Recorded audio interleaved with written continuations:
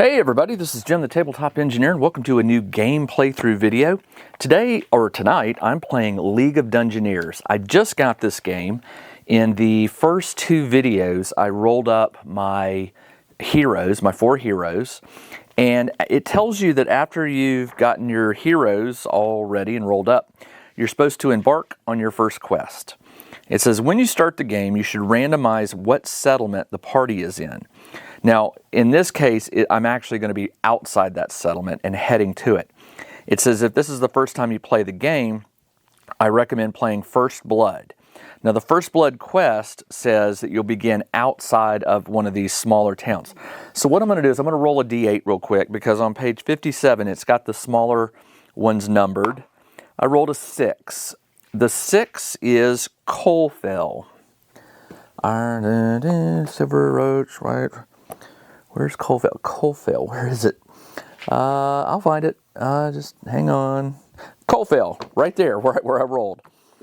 There is a small token that you use to represent where you are going. But in this case, what I'm going to do is I'm going to put myself right outside the town of Coalfell because I am supposed to play First Blood. So in the rule book, the Book of Quests is in the very back, and it's called Quest Book 1. And the first one is called First Blood. It says, the heroes have traveled for days and are finally nearing their destination in the village. After so long on the road, the idea of sleeping in a real bed at the inn is alluring. However, with the sun setting, you realize you must spend one more night out in the open. You find a suitable spot and make camp. You take turns keeping watch, and as usual, nothing much happens during the night. Just before dawn, though, the hero on watch suddenly snaps to high alert at the faint sound of stealthy footsteps. Realizing the potential peril, they quickly try to wake the rest of the party. As they fumble to rise, a gang of bandits charges out of the darkness. The party has been attacked by 3 bandits and 1 bandit leader. The bandit leader has a long sword, a shield, and armor of 1. 2 bandits have short swords and armor 0. 1 bandit has a short bow, dagger, and armor 0. Locate the corresponding monster cards and monster equipment cards and combine them to represent the above-mentioned adversaries. Use 4 wilderness tiles and place the heroes in the center, adjacent to each other. Then randomize which board edge each bandit approaches from, placing them 1d squares from the edge. Special rules. The bandits gain +2 initiative tokens. I'll cover that in a minute. Due to the darkness, no one can see or shoot further than 10 squares, and you do not use the scenario die in this one. The scenario die ramps up the difficulty as time goes on. All right, so what I've done here, let me take this off. So Coalfell is the town. I'm going to fold this up because I won't be needing it right now. And underneath here, I have 4 of the tiles that it says to take. And it says to put my heroes in the center, so I'm just going to put that is the warrior priest. We've got the elf wizard. We've got my warrior, and we've got the halfling rogue. Took me a minute. So I'm just gonna put them all like that. Okay, and then it says to roll for the 4. So the leader, just so I know, the leader is the one pointing. He's the one giving directions. And then, of course, this is the one with the bow, and then the other 2 are just standard bandits. So let's start with the leader. I'm supposed to roll a d4 to pick the edge, and then a d10 for how many inches. So what I'm going to do is I'm going to start at 12 o'clock. This is 1, 2, 3, 4. And then the d10 tells me how many inches. Do you do a tile or is it? I guess it's just from there. Okay, so let's roll it. So 4, 1, 2, 3, 4, and 3 inches. So that the guy, he comes in 1, 2, 3. He's right here. All right, let's do the guy with the bow. I rolled a 3, 1. That's probably not good. He has a bow. So 3, 1, 2, 3 down here. And the bow guy has he's 1 inch in. Okay, and then let's do this one. So they're coming at me from all corners. Yeah, 1, 2, and 5. So he'll be 1, 2, 3, 4, 5. And then the last guy, if I roll a 1 on this, that would be just perfect. I rolled a 3. 1, 2, 3. So he's down here, and he's also 3 inches in. 1, 2, 3. All right, so I have my bad guys set up. They don't have me surrounded. I can run this way. The dark green areas are shrubbery or trees. I can't move through those. I could treat them as line of sight, and I think that's probably what you should do. You know, if you're behind a bush, you're supposed to be hidden. Also, 10 inches is the maximum range, but he is 1, 2, 3, 4, 5, 6, 7, 8. So he is definitely within range to shoot. All right, so what I'm going to do is I'm going to pause the camera real quick, and I am going to get those cards for their stats. I'm going to re-review the combat rules really quick, and then we'll get started on my first game of League of Dungeoneers. I'll be right back. Check out the new RPG and Wargame newsletter. Each week, the Tabletop Engineer shares news, products, Kickstarters, and much more related to the gaming hobby. It's free to subscribe, so check out the link in the video description below to sign up. Okay, time for some combat. Now, I've got the enemies set up where they're supposed to be, and the way this works is there's this initiative system, and it uses tokens. There are 4 tokens, they're white, that represent my guys, and there are 4 black tokens that represent the bad guys. And the quest also says, because they surprised me, we add 2 more black tokens. These will be pulled out randomly from a bag, and that will determine who goes first. It's pretty simple. If it's a white one, I go. If it's a black one, the enemy goes. So we'll shake this up, and I'm going to go slow. On these first few videos, I'm going to go really slow because I want to make sure I'm playing it right. I want to give viewers a chance to watch what I'm doing and correct me and tell me if I did something wrong. And also, I think people will be watching this to determine whether they like the game, maybe they want to play it. So I want to go slow, and I want to make sure I cover everything in those early videos. So bear with me as I learn this game, and also bear with me if I make mistakes. All right, let's pull one out. Oop. All right, that makes more sense. It's highly likely that I will pull a dark token out. All right, now, when you pull one out, there is an order, one of these things. Here it is, the enemy activation. They will activate in a certain order, priority. The first one is a magic user or enemy armed with a ranged weapon. Well, there is a ranged bad guy down here. Is that on the, yeah, right there, he's the number 1, so he will go first. If I look over at his basic card, there's no special rules. He has a ranged skill and a combat skill. Combat is when you're in melee. Ranged is your weapon. There's no bonus to the damage. His 2-hit is, now the 2-hit is me trying to hit him. It's -5. And I'll explain that when I get to it. He can move 4, and he has 12 health. And if he's defeated, he's worth 90 XP. XP, by the way, is shared in this game. So if you know, it's kind of, as I understand it, let's say that after this combat I get, 300 XP. Everybody has 300 XP. I don't think you divided 300 by 4. It's like everybody gets the same amount of XP. If I'm wrong, let me know. All right, so let's go ahead and activate him. Now, he has a missile weapon, and there is a cheat card here. This game has so many cheat cards to tell you, like these are spell and prayer cards. These are combat cards. Over here are the enemy cards. I really like how this game is done. So he's got a missile, and he's not adjacent to me. So we skip this table, and we come down here to roll on the table. We roll a d10. On a 1 to 2, he will take an aim action. On a 3 to 7, he will shoot. And on an 8 to 10, he'll use a special skill. He doesn't have any, so it just says, if not applicable, shoot. All right, so let's see. He rolls a 9, which is just a shoot. So he will shoot. I don't know if there's a priority to the target attack. I haven't found that. I think it would probably just be the closest. Okay. He was in line of sight. There's nothing blocking him. Yeah, okay. So let's roll it. So now what we do is we roll a percentage die. And his percentage on ranged is 35. So he has a 35% chance of hitting my rogue, who is the closest. Green is high. I rolled a 68, so he missed. Now if he did hit, your heroes do have a dodge ability. They can do it once per combat round, I believe, and it's a low chance, but you can try it, and it will allow you to dodge a strike or a missile attack like that.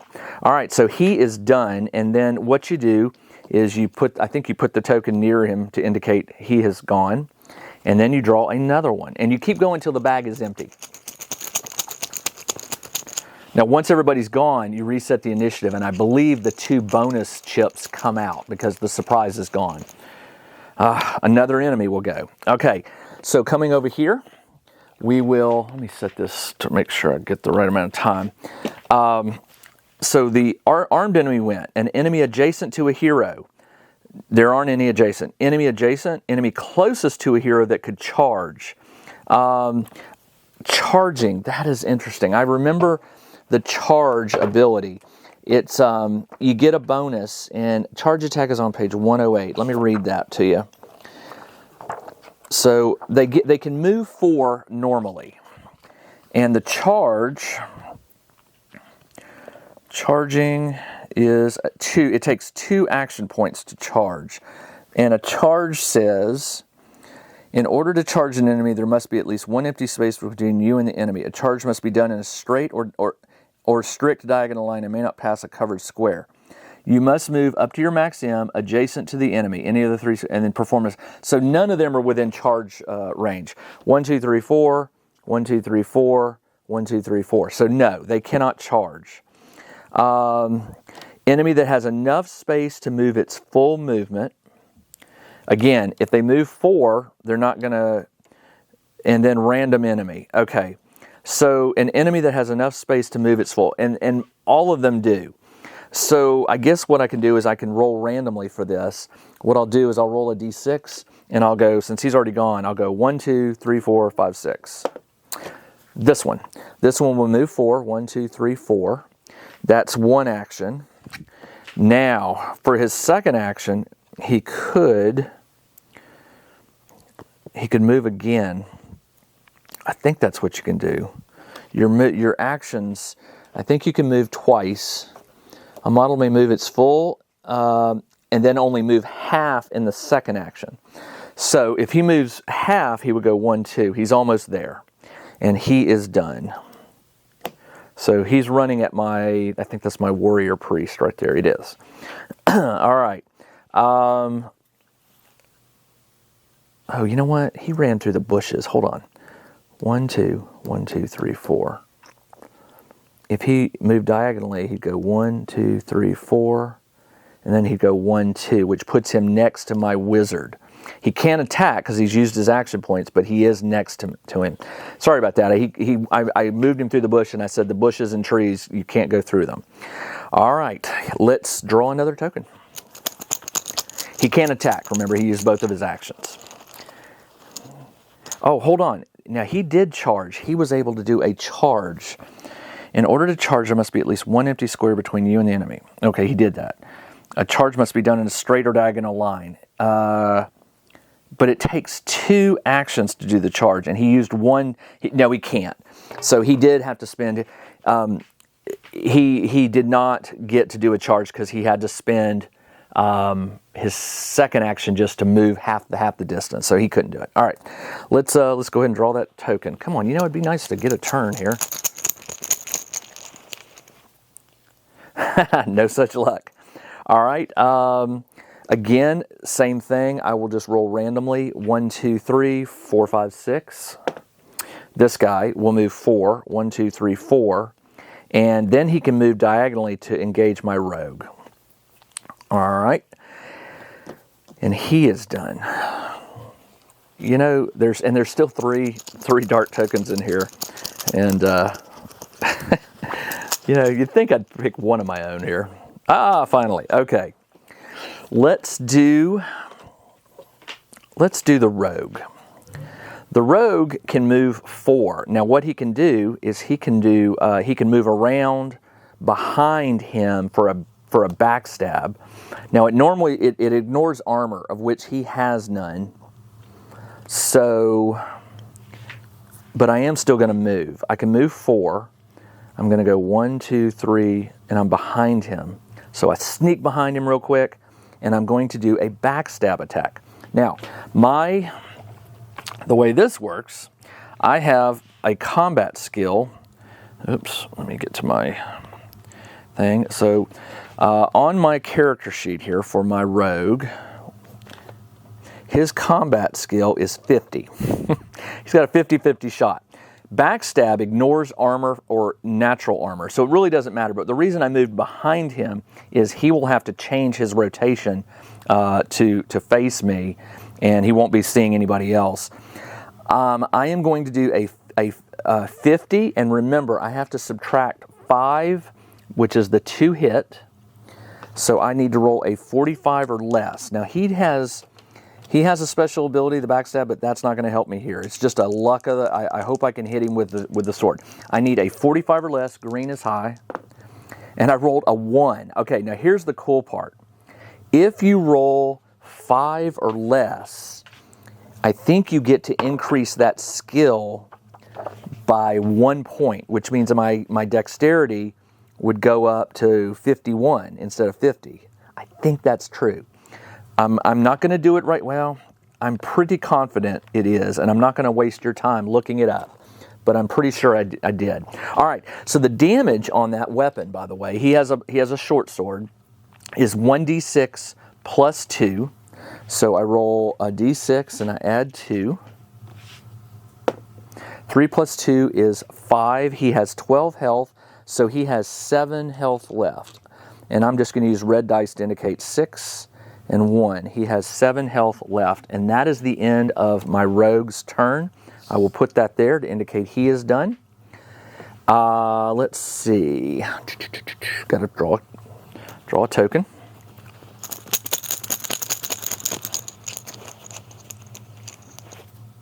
Yes. Okay, finally coming my way. All right. This guy's almost dead. The leader kind of has me worried, but this ranged guy over here I really don't like. My wizard has a spell called Flare, which is an auto hit. I need to be within 10 and line of sight. So my wizard will cut across. I'm going to have my wizard go. He will cut across. 1, 2, 3, 4. I can see him right here, line of sight, and it's within 10. Remember, it's nighttime or whatever, so a 10. I am going to cast Flare. Now, it's not automatic that I cast it. It does auto damage, but I still have to cast it successfully. And the way that works is, it's kind of funny. There's a chart for everything. Let me get to the spell. Hero casting a spell. Doesn't it look complicated? But it's not. All right. It is a ranged spell type. Yeah. It is quick, which only takes 1 action. So I've moved, and now I'm going to do it. And it is magic missile, which means it automatically hit. So line of sight is required. It is clear. I'm not going to do a focus. We'll get to focus at some point when I have a chance to catch my breath. No focus. Subtract CV from AA. Okay, my arcane skill is, let me get to it. My arcane skill is 68.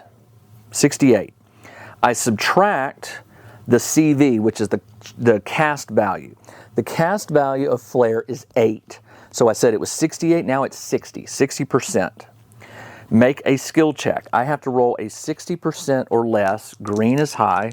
Oh, and it costs me mana. We'll get to that in a second. I rolled a 36, so I did successfully cast it. My mana, starting out, is 87. And to cast that spell, it costs 10 mana. So I am down to 77 mana. And I need to, I'll get 2 dice, and I'll put it on the spell to indicate that I have 87 minus 10. I have 77 left. But that was awesome. My wizard did good on that. Okay. Success, yes. Enemy spellcasters are present and able to dispel? No. Execute the effects of the spell. All right, the effects of the spell, and by the way, if I had rolled a 95 or higher on the cast, it's called a miscast. Very bad. You don't want to do that. Not always. There are some good things that might luckily happen, but usually it's not good. All right, so so it says flare. A flare shoots from the caster's hand to strike the target. Damage is 1d8. So I will roll a d8 right here. 5 damage, and I will put 5 damage on him. All right, that is it for my wizard. Hold on a second. That's my wizard, and he's engaged. I really did think this was my wizard and that was my cleric. Let me switch them. That's what I'm gonna do. I'm gonna just do that. Sorry, I won't make that mistake again. Wizard went. Sorry about that. These are not the minis I'm going to be using permanently. I've got some that I'm painting up that will be my permanent ones, and these are just placeholders because I really wanted to play this game and I didn't want to wait. All right, next, draw a token.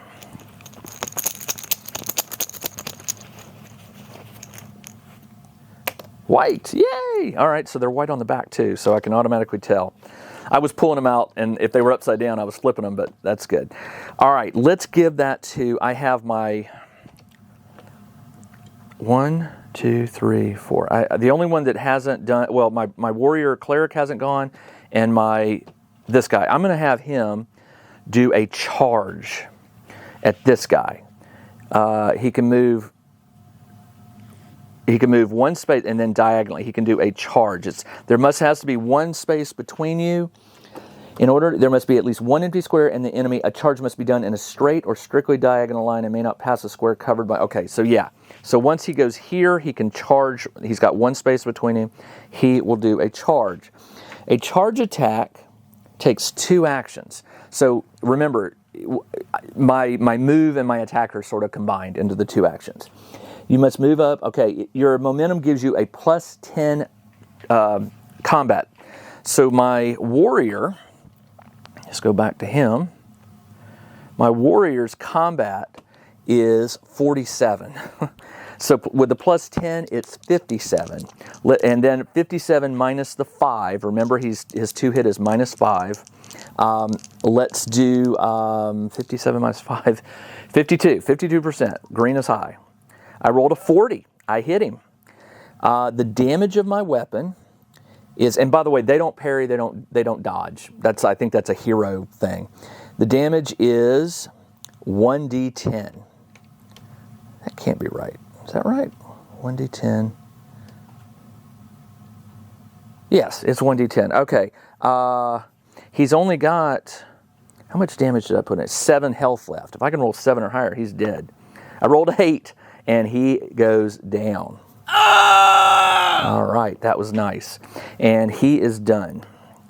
There's only the only one that has not moved. Well, my cleric hasn't moved yet, so let's draw one. I was going to say it's an automatic, but there's still 1 token in here, 1 white token. I didn't get it. Okay, so the closest one is my wizard. He will go 1, 2, 3, 4. And then he will move 1, 2, and he is done. He can't do anything else. That's both of his actions.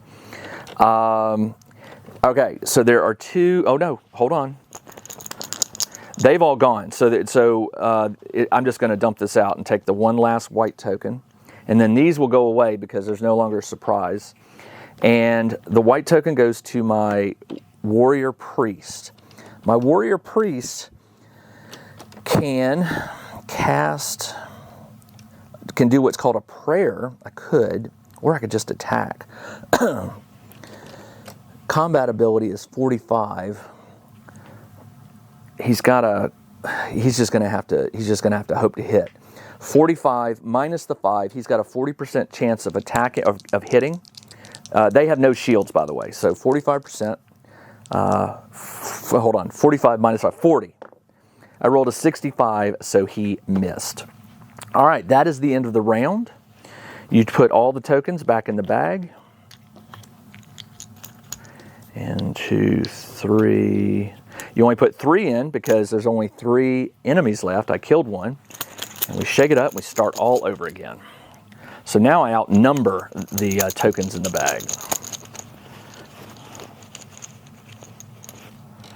Excellent. All right. The ranged guy is really bothering me, but I've got the leader getting ready to attack my wizard. So I think what I'm going to do is the wizard is going to cast Flare and immediately hurt him. So remember, I have to cast a 68, which is my perception, or my arcane, 68. It costs, what was it, 68, and then it cost minus the CV, which was 8, so 60% chance, 60% chance, and it costs me 10, so I'm down to 67 mana. 60% or less. 66 fails, so I did fail it. So the wizard does not, the wizard is done. All right, let's draw another token.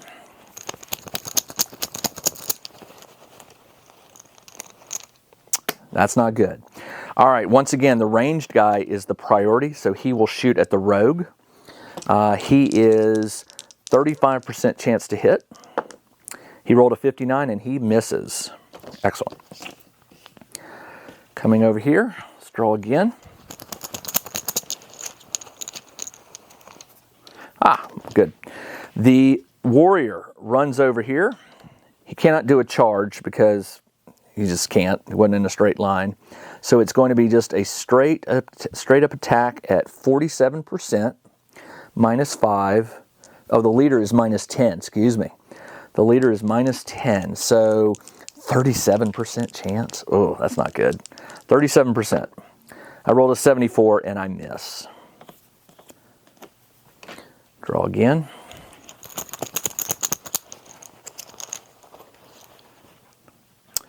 Black. You know what I forgot I'm supposed to do? Okay, so the enemy activation, an enemy adjacent to a hero that can make more, okay, an enemy adjacent to his hero. That's him and him.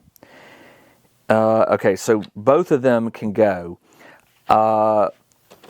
Enemy adjacent to a hero, enemy closest to a hero that can charge. Neither one of them can charge, so we'll roll randomly.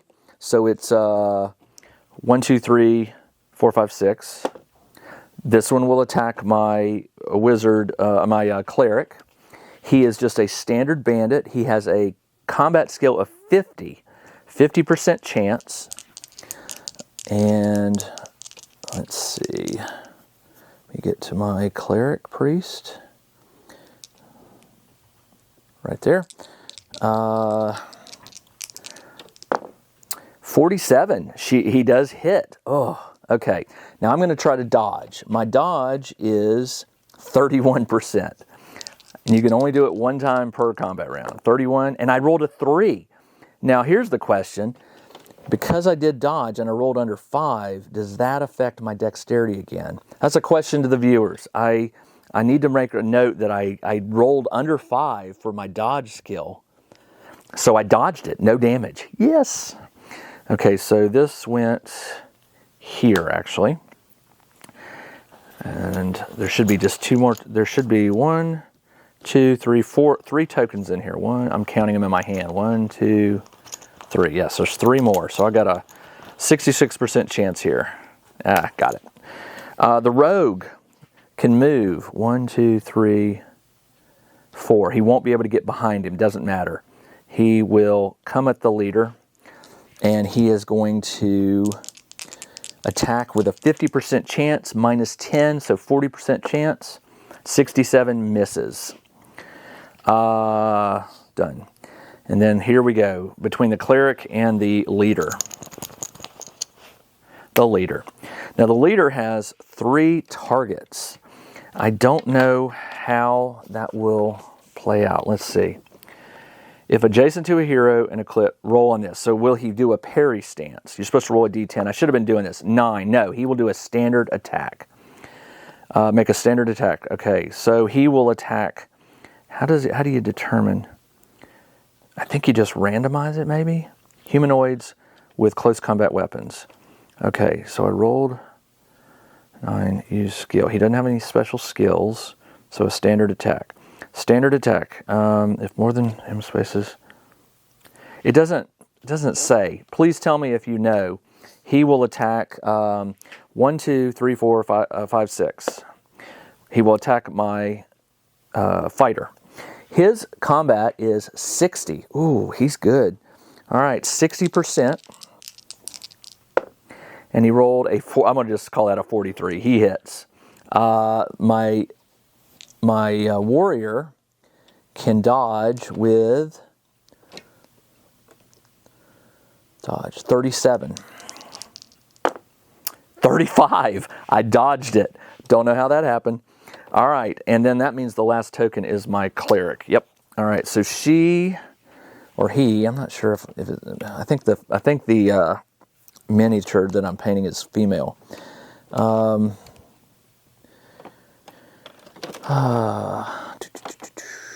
She will combat. She'll fight. 45 minus 5. She needs a 40% chance to hit.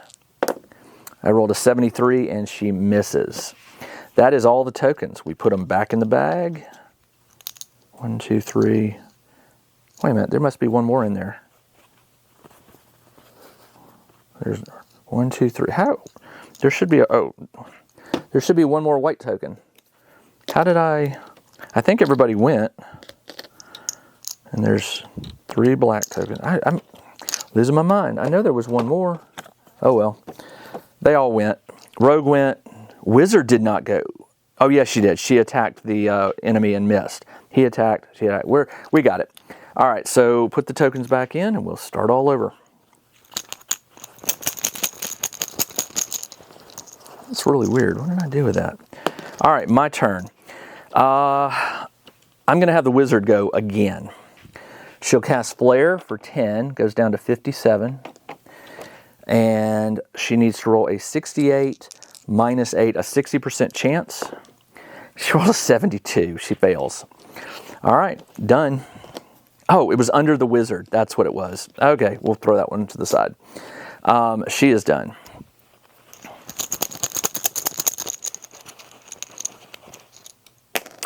And a bad guy. The ranged guy will fire at the rogue. He is firing at 35%. He rolled a 68 and he misses. Man, he is not a good sniper at all. Pick a token. My turn.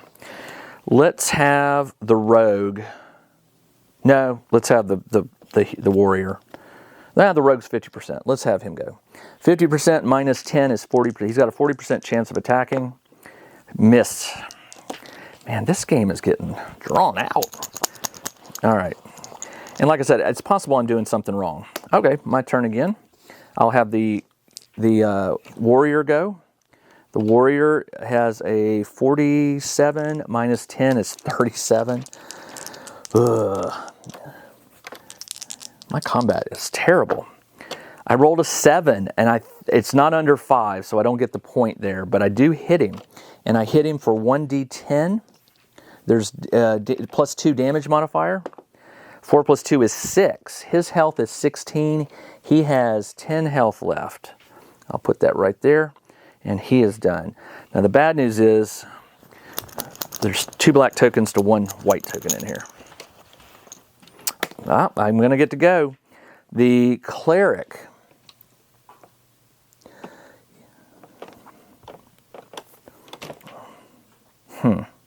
As a free action, I'm going to cast Slip. It's a prayer I can start doing. I am going to cast it. Let me get to the rules for casting a prayer. It's interesting. What you do. Prayers. Let me get to it. Here we go. All right. Come on now. Where's the prayers? Sorry about this. Prayers. Here we go. All right. Will they listen? So you make a battle prayer skill. My battle prayer is 57%. So I have to roll lower than a 57 when I start singing. I rolled an 11. I did. So it's successful. A prayer will last until the end of the current battle, unless otherwise noted. Now, the one I'm using is called Slip. Causes the target to slip and fall. The target remains prone until its next activation, when it will spend its first action to stand up. He will slip. She will spend her action to go 1, 2, 3. These bases are a little bit bigger than 1 inch, so I'm trying to fit it. She will run at him. I'm ganging up on him. And she will attack. Her combat skill is 45. She did a charge, 1, 2, 3. So she gets to do, or no, she can't because she already spent it. No, it was a free action. The prayer is a free action. So to do the charge was both action points. She moves up to 3, and then she has to, I'm trying to remember what it was. It was, in order, there must be at least one empty square. You must move up to your max adjacent to the enemy. Okay, yeah, I did. Okay, so she actually charged, so it's plus 10. So she's 45, plus 10 is 55, minus the 10 for him. She's back down to 45. And I rolled a 36. Her weapon is a mace. It does 1d8 damage, no modifier. I rolled 7. He's down to 3 health. All right. I am out of time. I keep these videos under 30 minutes, so in the next video, I will pick up right where I left off. This is Jim, the Tabletop Engineer. Thanks for joining me on this game of League of Engineers. I'll be back in a week with the next episode. Until then, everybody, take care.